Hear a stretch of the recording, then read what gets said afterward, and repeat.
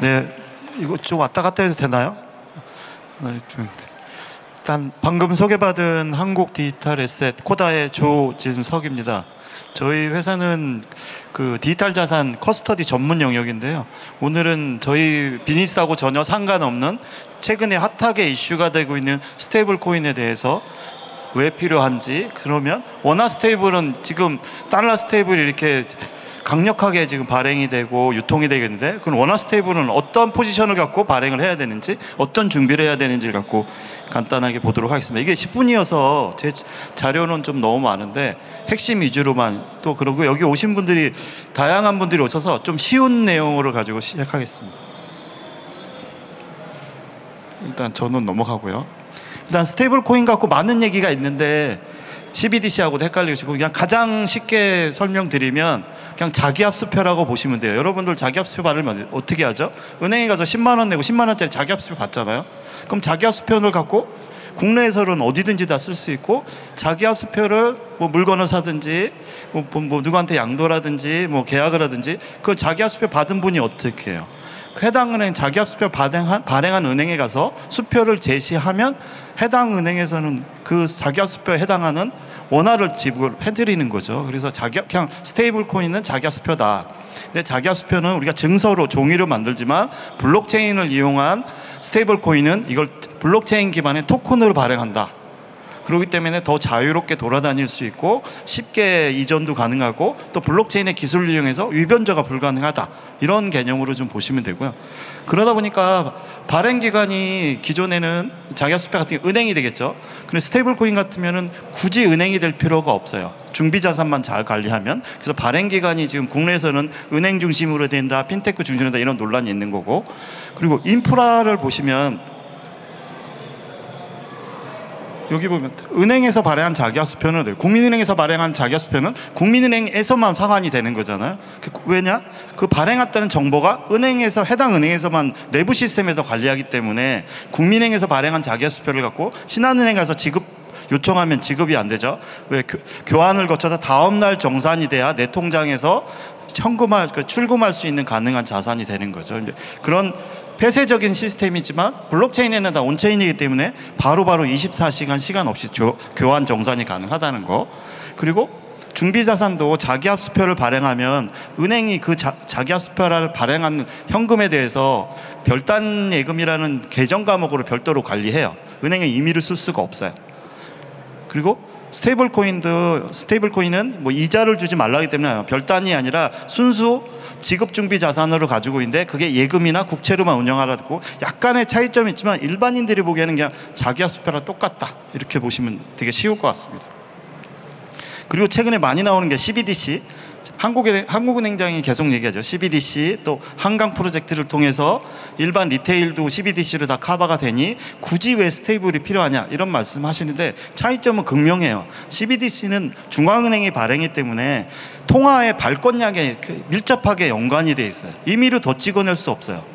근데 스테이블 코인은 기존에 발행했던 통화를 대신 그걸 가지고 스테이블을 찍어내기 때문에 발권이나 통화량이라고 전혀 상관이 없어요. 그래서 가장 큰 주체가 이렇고, 그리고 중앙에서 발행한 CBDC를 발행하기 때문에 이거 폐쇄, 그 나라에서 해당하는, 왜냐하면 그 법하기 때문에 그 나라에서 투영하는 제한된 네트워크 위에서만 돌아갈 수밖에 없어요, 구조적으로. 근데 스테이블 코인은 기본적으로 퍼블릭 체인에 올라가기 때문에 전 세계에서 누구나 다 저희 원화 스테이블을 쓸 수 있는 그런 기반이 된다는, 이 가장 큰 특징이 두 가지라고 보시면 돼요. 그 통화량에 영향을 주느냐, 그 다음에 발행하는 플랫폼이 어디거냐, 이 두 가지를 구별하시면 될 것 같고요.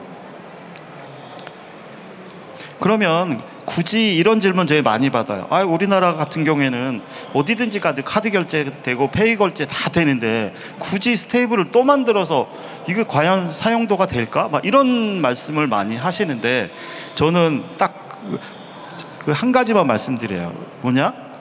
우리가 현재 너무 그 핀테크라든지 전자결제가 전부 잘 돼 있기 때문에 필요성을 못 느끼는 거지, 여러분들이 입장 바꿔서 소상공인 입장에서 커피숍에 여기 점주라고 보시면 지금 4,000원짜리 5,000원짜리 카드 결제하면 가맹점주한테 3%에서 5% 수수료 다 제하고 들어가요. 그리고 또 당일날 들어오는 게 아니라 결제 기간도 3, 4일 걸리고 여기가 혹시 또 그 체인점으로 돼 있다면 체인점 모점에서 다 받아서 넘겨오는 시간까지 하면 일주일 여럿씩 걸리는 거죠. 스테이블로 결제하면 현금이랑 똑같아요. 결제하는 순간에 5초 이내, 10초 이내로 수수료, 가스비라서 거의 매던 단위로 빠지면서 다 즉시 결제가 가능해요. 이런 경험을 아버지 못 느껴서 그런데 글로벌에서는 다 느끼고 있고, 특히 금융 시스템이 열악한 뭐 피지나 카드나 이런 금융 인프라가 부족한 나라에서는 스테이블 코인으로 인한 결제가 아주 자연스럽게 일어나고 있는 거죠. 여러 가지 효용이 있기 때문에. 그래서 아까 제가 말씀드렸듯이 스테이블 코인을 이용하면 저는 그냥 원화 스테이블이 나오면 가장 영향이 많이 받는 사업 구조가 벤사, 피지사, 카드사라고 생각해요. 왜? 걔네들에 대한 중간 관리자 없이 다이렉트로 결제가 되는 거죠. 그러면서 당연히 수수료 절감이 되는 거고, 그래서 보시면 건당 비용, 처리 속도, 그 다음에 투명성이란 뭐냐면 여러분들이 국민은행 거래하면 거래내역이 국민은행만 쌓이지 이걸 신한은행이나 다른 타 금융기관이 볼 수가 없어요. 그렇지만 블록체인에서 일어난 거래는 그 지갑 주소만 하면 누구나 다 투명하게 모든 거래 내역을 볼 수 있어요. 이게 뭐 장단점이 있어요. 프라이버시 문제도 있고 그러는데, 근데 궁극적인 투명성은 이거보다 더 투명할 수 없는 거죠. 그리고 가장 중요한 건 운영 시간이에요. 여러분들 은행 거래하면 새벽 00시부터 00시 30분까지 은행들이 뭐라고 나오죠? 지금 일자 전환하는 시스템인데 이때는 은행 결제 안 됩니다. 그래서 여러분들이 그 시간에 체크카드 쓰거나 신용카드 위에 뭔가 결제를 하려면 결제가 안 돼요. 왜? 은행에서 일자 마감하고 정산하는 시간 동안 서비스를 제공하지 않아요. 그리고 은행에 창구에 가려고 그러면은 9시부터 4시 반까지밖에 안 하는 거죠. 물론 인터넷 뱅킹이 있겠지만, 그렇지만 블록체인으로 처리된다고 하는 거는 24시간 365일 끊임없이 모든 거 자기가 필요할 때 모든 결제 시스템 다 이용할 수 있다는 거죠. 나라나 시간에 구애받지 않고. 그리고 이 스테이블 코인에 가만히 보시면 아마 우리나라에서는 올해만 이렇게 그 화두가 돼서 난리가 나 있는데 사실 전 세계에서 비슷한 상황이었어요. 작년에 트럼프 대통령이 대선 후보가 되면서 뭐 크립토 월드, 그 다음에 그 스테이블 코인에 대해서 자기가 전략, 그 다음에 비트코인 전략 자산 막 여러 가지 공약을 내면서 좀 화두가 되었고, 저기 보시면 아직도 스테이블 코인의 많은 거의 80% 이상이 가상 자산을 사기 위한 기축통화로 이용되고 있고, 실제 송금이나 무역이나 실생활에 쓰는 거 많이 적어졌어요. 근데 그 작년 이후부터 미국에서 저렇게 적극적인 법안을 받고 결정적으로 지니어스 법안을 만들면서 USDT DC가, 특히 USDC가 미국 정부가 관리를 하는 스테이블 코인으로 돼 있는 거죠. 그럼 작년까지 어떤 법적 지위가 있었냐? USDC나 DT는 법적 지위가 없었어요. 그냥 이쪽 자생적으로 크립토에서 쟤네들은 믿을 수 있으니까 쟤네들이 발행한 건 우리가 스테이블하다고 서로 신뢰의 기반이었어요. 근데 지니어스 법안이 나오면서 신뢰의 기반이 미국 정부가 관리를 해주는 차원으로 바뀐 거죠. 그러면 이거는 저기 가상자산 투자하는 사람들이 보는 거하고 전통 금융 인프라나 시스템들이 볼 때는 이제 USDC는 그냥 달러랑 동일한 거예요. 이제 그러면 어떻게 하겠어? 달러 현찰로 관리하는 것보다 USDC를 사갖고 관리하면 동일한 효과가 있으니까 관리 비용도 하고 수수료도 싼데 어떤 걸 사게? 현금으로 US 달러를 보관하겠어요? USDC를 사겠어요? 당연히 USDC를 보관하게 되죠. 그러다 보니까 여기 이 그래프에 보시면 이게 지금 총 발행 누계액인데 과거보다 지금 2022년보다 지금 그 다음에 24년도 초보다 지금 거의 2배 이상 그 스테이블 코인 발행량이 급증하고 있어요. 왜? 그만큼 믿을 수 있다고 하는 거죠 이제. 그리고 여기 보시면 더 재밌는 게 사실은 이게 그 USDT나 DC는 다 크립토 블록체인 기반이기 때문에 이걸 내가 산다 보관할 때 은행처럼 통장으로 받는 게 아니에요. 현금으로 받는 게 아니기 때문에 블록체인의 특성 지갑으로 받아야 돼요. 여기 보시면 이게 매달 신규 받는 그래프 모습인데 지금 저기 보시면 3분기 그러니까 그 3월 달부터 9월 달까지 3개월 동안에 전 세계에서 3,600만 개 지갑이 생성됐다는 건 뭐냐? 3,600만 명이 USDT나 스테이블 코인을 내가 보유하고 관리하기 위한 지갑을 깔았다는 거예요. 그럼 쉽게 말하면 통장을 만들었다는 거죠. 저렇게 급속도로 스테이블 코인의 확장세가 무섭게 올라오고 있다는 거예요. 그래서 그러면 국내는 아까 계속 했듯이 워낙 페이하고 결제 잘 돼 있는데 국내에 스테이블 코인 나서 어디 쓸까? 근데 여러분도 부지불식간에 지금 우리 주변에서 스테이블 코인을 쓰는, 근데 원화 스테이블이 아니지 안 되니까 달러 스테이블을 쓰고 있는 사람들이나 기관들, 가맹점들이 늘어나고 있어요. 여기 보시면 리드카드라고, 그냥 가맹점에서는 그냥 카드 결제하는 거 몰라요. 카드로 결제하죠. 근데 카드에 뒤에 결제는 하는 사람이면 비트코인이나 이더리움이나 스테이블 코인을 자기 지갑으로 연결해서 카드만 쓰고 있는 거예요. 지금 저희 직원들도 월급 받으면 대부분 다 스테이블 코인을 교환하고 있어요. 왜? 원화를 굳이 가질 필요가 없죠.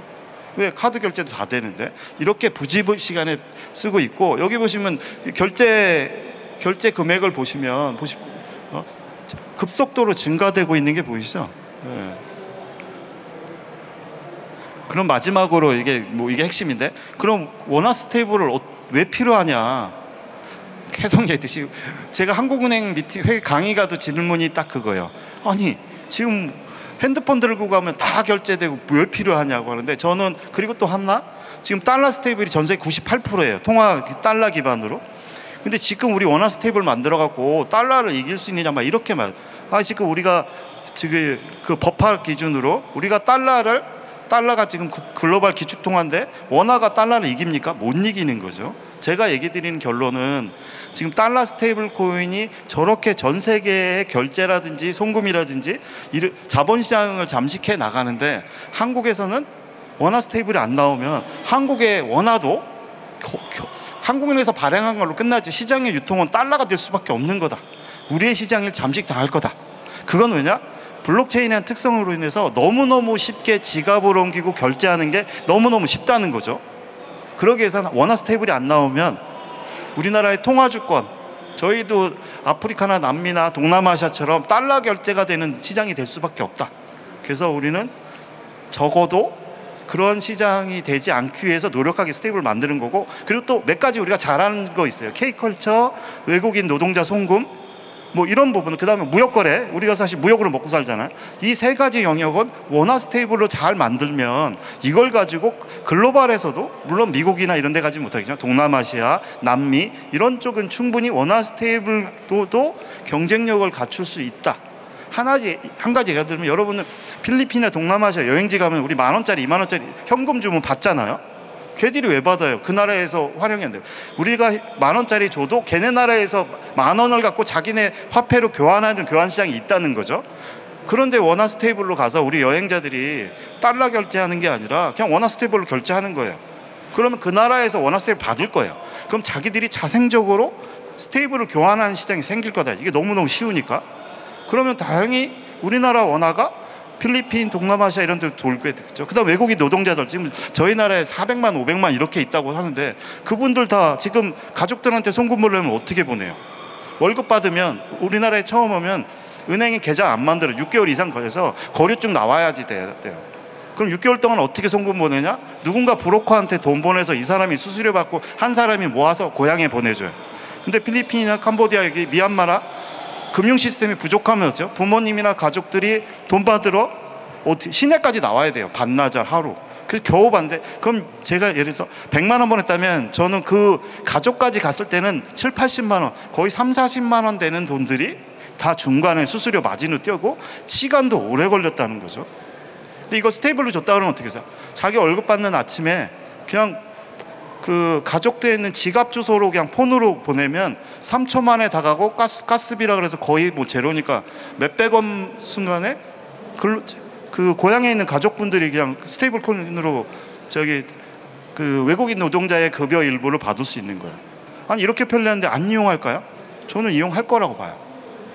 그리고 지금도 이걸 약간 편법을 해서 업비트 비싼 가서 USDT를 사서 굳이 은행에 가서 보내지 않고 이 중간 브로커가 USDT, DT 받아서 그냥 지금도 보내고 있어요. 그래서 충분히 경쟁력이 있고 원화 스테이블 꼭 나와야 된다. 저는 이렇게 주장을 하고 있는 거고. 그리고 이 부분은 한번 읽어보세요. 그래서 자금 세탁 우려가 있는데, 충분히 미국의 지니어스 법안에서 지갑으로, 그러니까 그 익명의 지갑으로 스테이블 코인이 나가도 법 집행 기간이 발행 기간, 그 스테이블 코인 발행 기간에 충분히 그 지갑에서 압류 소각으로 통해서 범죄 자금도 즉시 회수가 가능하다. 너무 우려하지 않아도 된다고 말씀드린 거고. 자, 마지막입니다. 이제 저는 스테이블 코인, 원화 스테이블 반드시 나와야 된다.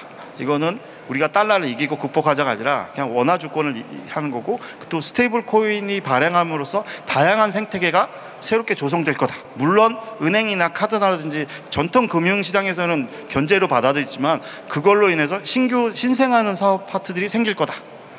이 정도만 말씀드리고 마치도록 하겠습니다. 네, 감사합니다.